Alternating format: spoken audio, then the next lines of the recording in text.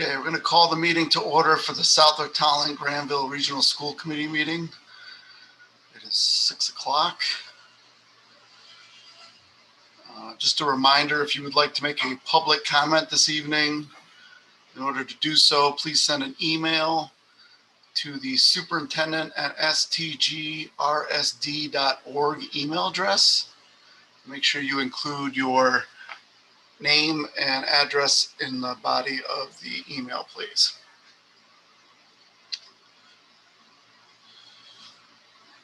Okay.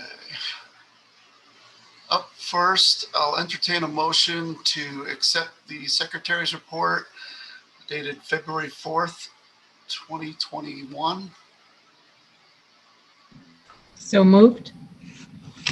A second. Any questions, concerns, comments? I think Steve had 2 changes he wanted to make. Yes, Mr. Chairman, under my report, there's a reference to the required or minimum local contributions increasing. They're actually decreasing in at least 2 of the 3 communities. I just also want to point out that the minimum local contribution or required local contribution, as it's sometimes referred to, is just one component of the overall assessments that go to the 3 towns. So there are also some non-discretionary assessments as well as capital assessments, which ultimately the combination of those things will yield what the actual assessments are for each of the 3 towns. And then in the other section regarding the school lunch program, just changing the word kids to kits.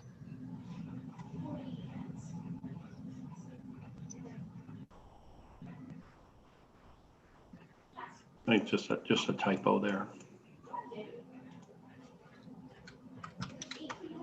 Any other comments or changes?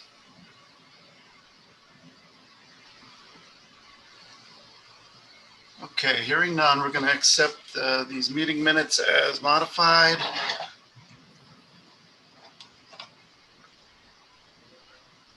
We're going to do a roll call vote. Pam, you're up first. Yes. Chelsea? Yes. Ted? Yes. John? Yes. Maria? Yes. And Jeff is a yes. Motion passes 6-0-0. Okay, it's time for our first public comment this evening. Amy, if you'd be so kind to check the email account for us. Okay, I'm checking the account.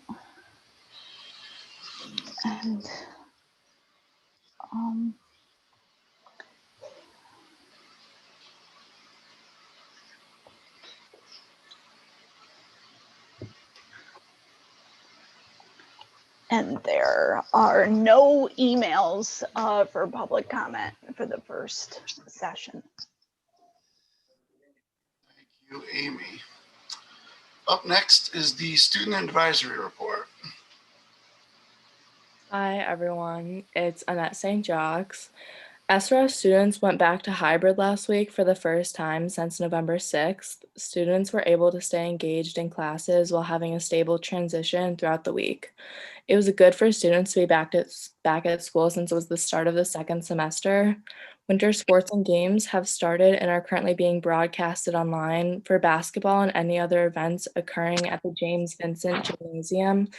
NFHS live streaming is available with a subscription. For ice hockey, a live barn subscription is required. Girls volleyball is currently a go for fall 2, and there is a possible extension of winter sports in the upcoming months. The junior class has started to work on planning this year's prom. A lot still has to be figured out, but the intention of giving the current seniors a prom is the standing goal. Principals at SRS asked a selected group of students to read the book Don't Ask Me Where I'm From by Jennifer DeLeon. This new story talks about the life of young Metco students who is living in two different worlds. Perspective and race come into play as the story unravels. Once the students finish reading this book over break, they will meet and discuss opinions as strong but important topics are dealt with. And that concludes tonight's report. Thank you. Thank you very much. Okay, moving on to the educational presentation. Superintendent Willard is going to discuss the 21-22 district calendar. Good evening, everybody. I just wanted to give you a preview of what the 2021-2022 calendar will look like. We did make some changes. We received some feedback from staff and families about some of the changes that we made this year due to COVID that they would like us to keep moving forward with in the future. One of the changes, you'll notice that we only have 2 days at the beginning of the school year instead of 3 days for professional development. The teachers found that the days before Christmas, they got much more out of the professional development because their minds weren't so focused on getting their classroom set up and the beginning of the school year and everything that goes along with it. So we did keep one of the days as our opening day and 1 day for district-wide PD. But you will see that we removed the day in November and we added 2 PD days in front of the Christmas or the holiday vacation in December. The teachers felt that that was a really great time where their minds were able to absorb things. They've been already with their students throughout the school year. They know what the district initiatives are, and they felt that it was a really opportune time to engage in some professional development that they would be able to implement. So we did make those 2 changes. Another interest that we had when working on this calendar was we tried to keep weeks of school as many as 5 full days as possible. We really looked at where we were placing half days, and we tried to minimize interruptions for learning. So you'll notice that another thing that came out of COVID was the parent-teacher conferences. This year, we held parent-teacher conferences on Wednesdays, and a lot of teachers asked us, they said, can I work the half day, then can we do parent-teacher conferences in the afternoon, and then hold them that evening as well? So they opted for having a full day, both afternoon and evening conferences all in the same day. So instead of having a half day of evening parent-teacher conferences 1 week, and then the following week, having that Friday be a half day, the teachers really liked, and the parents, we received a lot of positive feedback about holding the parent-teacher conferences all in 1 day, holding them via Zoom. And we'll see a change to the half days. So it'll be 2 half days in a row for students on October 28th and 29th. You'll also see that again in March, as opposed to a half day 1 week and then a half day for the following week. And that is really the only changes to this calendar. You do see Juneteenth in there. It is a new holiday that is celebrated in the state of Massachusetts. According to Massachusetts, we are to celebrate it on June 20th of next school year.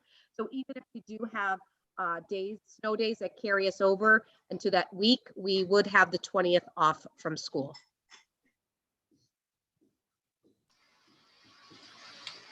Anyone have any questions for the superintendent about the proposed calendar?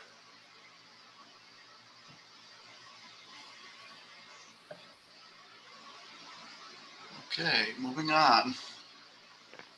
We have no policies to review this evening, so we're going to move on to action items.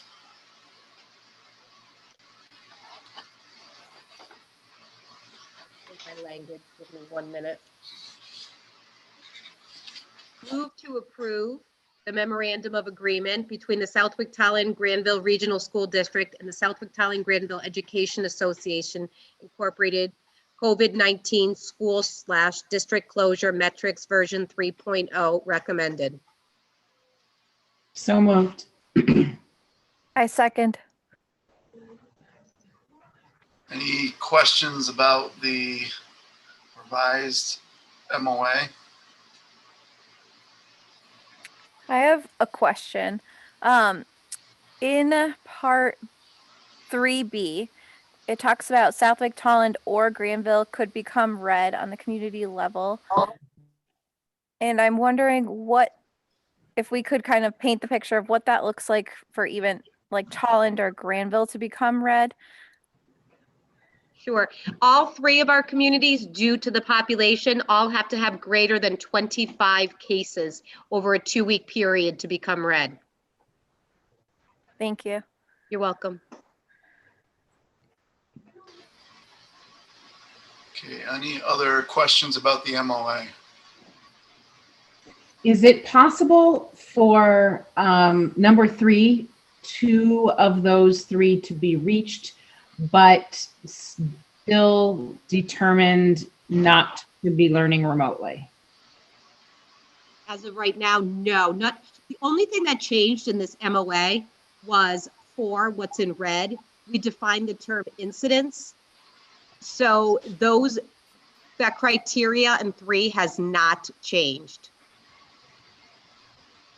But if we have no cases in our students during their infectious period, then we are able to keep schools open. So that would trump 3 then, is basically what we're saying. Yes. Okay, that's exactly. That is how we are opened right now. That's how we opened Woodland so early. They did not have any positive cases in student learning. That's how we were able to open Powder Mill School, and now how we were able to open the regional school. That's what I was assuming, and I just wanted to make sure that that was clear. Yes. Okay, thanks. You're welcome. Thank you. Any other questions on the MOA?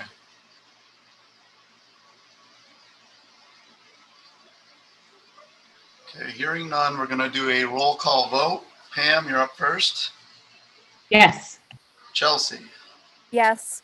Ted. Yes. John. Yes. Maria. Yes. And Jeff is a yes. The motion passes 6-0-0. Move to approve the Southwick Regional School 2022 International Field Trip to Italy recommended. So moved. I second. Any questions on the 2022 Italy trip motion?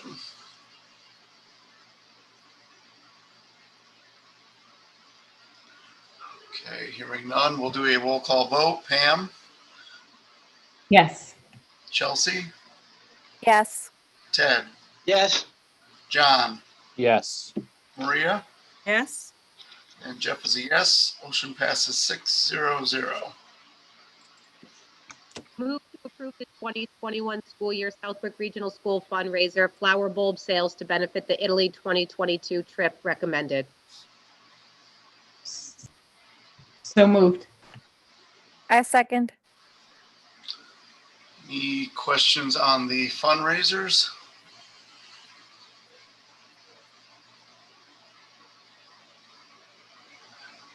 Okay, hearing none, we'll do a roll call vote. Pam, Yes. Chelsea, Yes. Ted, Yes. John, Yes. Maria, Yes. and Jeff is a yes. Motion passes 6-0-0. Okay, moving on to the next section, reports. Up first is Superintendent Willard. I just have one quick thing to share with the committee and the community. On Friday before vacation, we were able to surprise 2 of our teachers with Grinspoon Awards. They are going to Rachel Garvey at Woodland School and to Heather Lloyd at Powder Mill School. It was exciting. We couldn't have our band playing in the halls, but both principals made it special. They had music over the intercoms and grades marching through the hallway, and everybody was clapping. And there were tears and excitement from both teachers, and both very well deserved of the Grinspoon Award. Do not believe they are having the banquet this year, but when Jenny Sullivan is at our next school committee meeting, she can share more about the upcoming events for our Grinspoon winners. And that is all I have tonight. Okay, up next is Mr. Presnell. I have no report this evening, Mr. Chairman. Okay, moving on to subcommittees. Any update from LPVEC, Pam?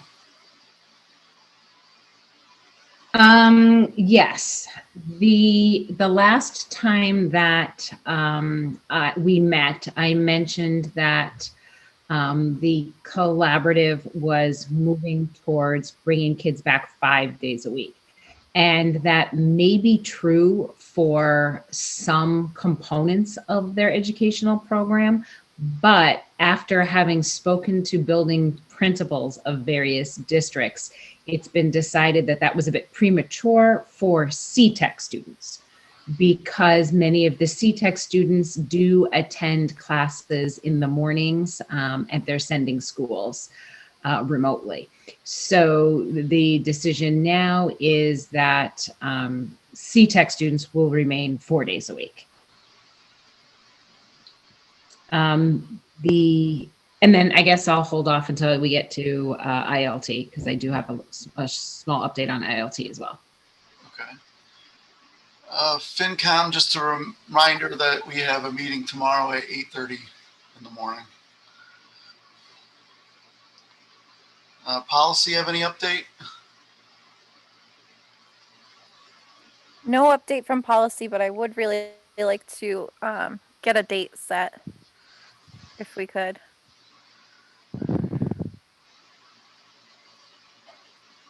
The only issue is that I work until 5, so it has to be kind of after that. I don't know. I'm not sure how that works with you all. That can work for me, but I don't know for Amy or. That could work for me. Yeah, we can figure it out, Okay. especially remotely. So Yeah. I'll send some dates. Thank you. Appreciate it. Thank Okay. you. Okay, any update on athletics, John? Nothing that I have heard, unless Jen has something additional. I mean, I haven't reached out exactly to hear much, but Okay,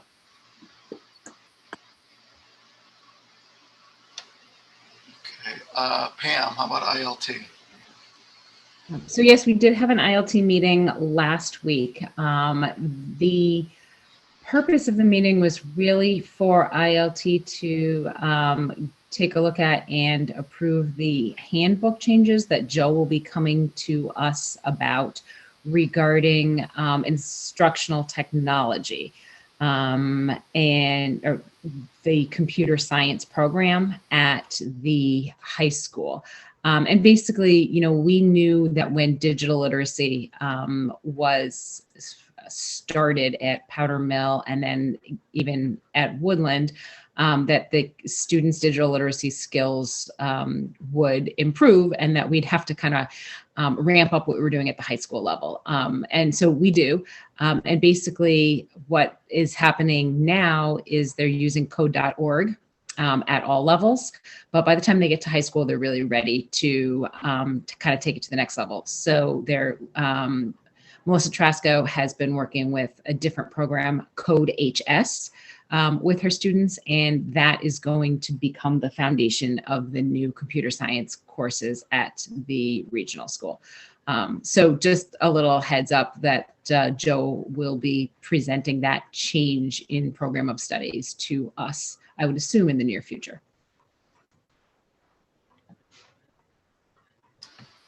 Okay, thank you for the update. Any other liaisons want to report out? The Capcom Capital Finance Committee for Southwick had a meeting on February 11th, and then they will be meeting again the 24th or 25th. They met to discuss budgetary issues related to the DPW and the Cemetery Commission, and then we'll continue on with other budgetary additions greater than 25,000 in the next meetings. Okay, thank you. All right, moving on to our second public comment. Amy, if you would check the count.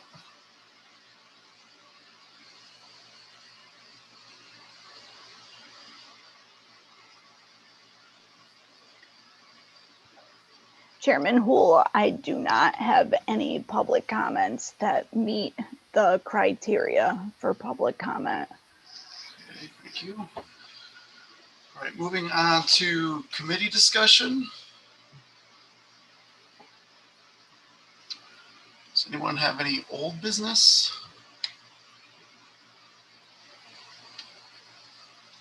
Anybody have any new business they'd like to bring up?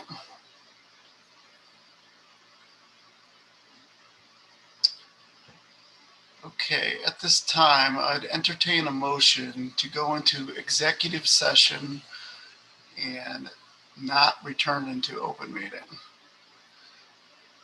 So moved. I second it. Okay, we'll do a roll call vote. Pam, Yes. Chelsea, Yes. Ted, Yes. John, Yes. Maria, Yes. and Jeff is a yes. Okay, thank you very much. We'll see you. You have to use the other link to get into the other meeting. Thank you.